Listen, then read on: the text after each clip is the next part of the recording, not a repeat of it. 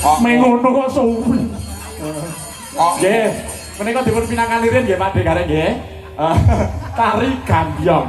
Nggih, ning sanes Marianom lho, rusak. Gambyongipun PKJP nggih, punangipun lulurolone non tak ketak terang datung tak tantang lundung tenang nggih. Nggih.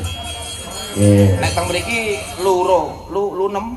Luluro lunem luro jinem tempyong. Nek Karanganyar moji roji. Moji roji. Halo Mas Akil.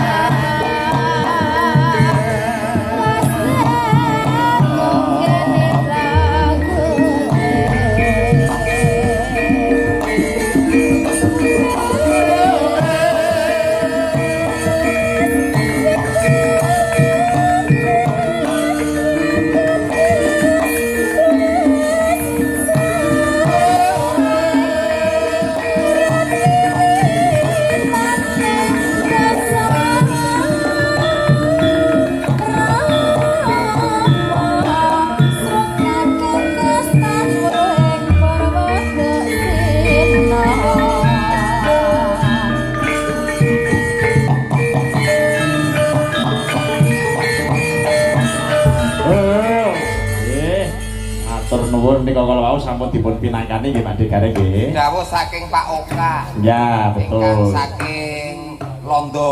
Betul. Pak Oka pancen oke menika nggih. Nggih, nggih. Nggih. Gambyong Parya apa iki? Mak PKJT. Morumoji nggih. Mbak Birgita karo Mbak Hana Loka. Hana Luka. Matur nuwun Pak Oka. Nggih. Priksani. Ugi Saking Belanda. kula kintunke kangge dulur kula ingkang wonten Tanjung Priok. Oh, Tanjung Priok. Mas Tarno Tania Jaya. Oh iya, nggih. Pak Trimo ingkang saking Untara Nadi niki nggih rawuh. Pak Trimo saking Untara Nadi wong nggih. Oh kalih Pak Deas Moro Santo ugi rawuh menika. Matur nuwun, matur Nggih, Pak nuwun. Jan nggih. Matur nuwun Pak rawuhipun. Kaya krungu-krungune nek kene nek wayang. Lah nggih no, piyayi budaya kok Pak. Leres. Nggih. Mangke ngaturan minggah Nggih. panggon. Mengke nggih gara-gara. Nggih, aturaken panon ingkang tanpa pepindhan menika sampun dipun tunggu-tunggu Pak Gareng. Nggih. Panjenenganipun Mbak Elisa Urkarus Alaso. Oke, nggih. Monggo. Monggo Mbak Jan, Mbak Elisa. Mas, aja dikira.